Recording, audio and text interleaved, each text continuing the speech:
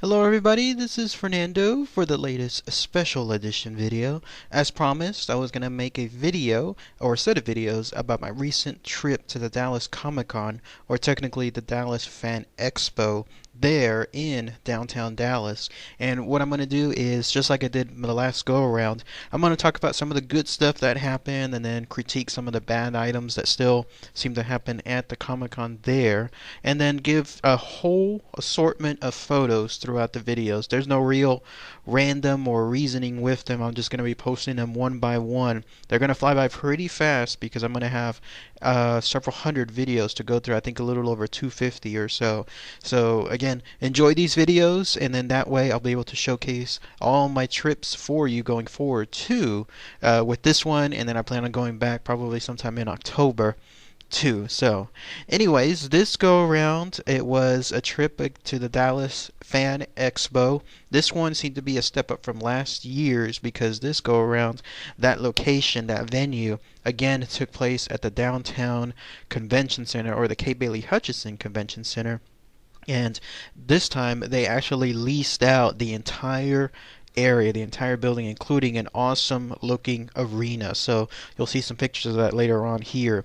And it's interesting because it shows how this convention has changed throughout the years. I was barely there during its infancy, just maybe about 60 years or so back, when it was at a teeny tiny little community center of sorts, and now all the way to this, where it's practically larger than, let's say, I think that's the American Airlines Stadium there in Dallas that houses the NBA games. So in this case, it's fascinating to see that stuff. Now, as far as going there, it's highly advised, like I did. You can pretty much check out any hotels nearby Dallas, or even nearby some of the other cities like Irving or Las Colinas, because you can get real next, like right close to them, right, real next door hotels to the convention center, but they're going to be extremely pricey. Instead, you can do what I did, which is you get one of the cheaper hotels. I always love doing Hamptons Inns, and you take a tram, whatever that thing is called, that dart that goes from the outskirts of the city all the way to downtown Dallas. That'll save you a whole bunch of money on your hotel if you don't mind sacrificing time, because overall, whenever you use that tram, depending on how many stops it has to do, it can take a good while, at least maybe 30 minutes from start to finish, and that's besides having to drive over there to park next to the tram location. So still, I highly advise it. If you're going to do it, it'll save you a good amount of money, probably at least 50 to 100 bucks a night in hotel costs, and it's well worth it. So going into the Dallas Comic Con, or the Dallas Fan Expo, it was it was great to see all the new venues. It seems like they learned a little bit of a lesson from last year, where the booths, all the booths that house all those vendors that stretch out pretty much into infinity, the last time they were really tight against one another. You could not walk between pathways, and it didn't help that a lot of cosplayers still pretty much create bottlenecks within the locations there, as they take their selfies, or as others take their selfies for them. So this go around, there was a lot more space, so that was one of the good things. It seemed like that was one of the major complaints last year, so that was great to see. Also, what was really good, and again, this video is mainly talking about all the good stuff, is the convention center there. That is a much better location than the Irving Convention Center that the Comic-Con still does to this day. I think they do 2 of the 3 Comic Cons at the convention center, the one in Irving, while the main one, the one that I just went to, that's the one that they do downtown just once a year. The reason why I mention it so much better is because A, the space so much bigger. Again, as I alluded to, it was a huge difference between the vendors and the extra space that was allowed. Or maybe last time it was just a little bit of a mistake putting them so close together, even with the larger venue. Now they truly seem to take advantage of it. Also, with it being downtown Dallas, and besides using the convenient DART system, you have the advantage of being able to walk out and then walk to nearby locations. If you truly wanted to be downtown Dallas and do a whole bunch of touristy things, that is a fantastic location to do so. There's a whole bunch of stuff outside, not including the infamous place. It's not close by, but it's somewhat nearby. The place where Kennedy was shot. You can go see that location too. Or if you just wanted to grab some bites to eat, there's a whole bunch of stuff outside as well. And it's all within walking distance, very walking friendly there when it comes to downtown Dallas. I was expecting it to be a lot more traffic, like a lot more cars impeding the ability to walk around downtown Dallas, but no, it's very much friendly when it comes to that type of transportation. So the venue, definitely a much better step up, especially again too, since this time they leased the entire area, including that gigantic arena. They realized that some of their Q&As are going to have so many people within them that if they lease the arena for it, that'll allow those people to enjoy the Q&As rather than being put into a situation where Q&As are sold out, and then you get a bunch of pissed off people because they can no longer attend the Q&As on a consistent basis. So very, very good when it came to the venue. The venue also, they were able to separate them into, I guess, three distinct areas. There was the entrance, which was large. It was very spacious. You didn't have a lot of cramming. Basically, I just walked in, showed my prepaid pass, and then was given a wristband. That was it. I didn't even have to wait maybe but 30 seconds or so for that. So that was really good too. And then another section is purely the vendors, probably the largest section within the convention center. And that one, again, so much more space now to walk around. It did get a little tight sometimes, but bottlenecks are to be expected, but not the norm. That's why it was much better this time around. And then towards the far left-hand side of the convention center, that's where they had the celebrities and all the signings associated with them. I didn't really see where the photo ops were because I didn't take any this go around. I haven't taken photo ops in quite a while, in fact, but I'm pretty sure they were near that area for the celebrity autographs. And then a huge, huge bonus, a huge kudos to the Kay Bailey Hutchinson Convention Center. They also leased one of the bottom floors for the smaller Q&As. It was a little bit of walking because eventually when you had to do the arena and then you had to do the Q&As and then you had to do the vendors, be prepared, there's a whole bunch of walking to take. This go around though, they leased the bottom part, I think it was level C, where they had a whole bunch of rooms just set up for Q&As, and that was amazing because you didn't have to be in a position like in some of the past Comic-Cons where you had to go up several flights of stairs through a whole bunch of pandemonium, pretty much do like a sign of the cross and wish that you could get there quickly. No, in this case, as long as you can walk fast, then you're there at your own speed. So that was really, really awesome too. That was such a blessing to see those Q&As there on the bottom C, level floor C, to be able to get in and out of them so nicely. So great job on that part.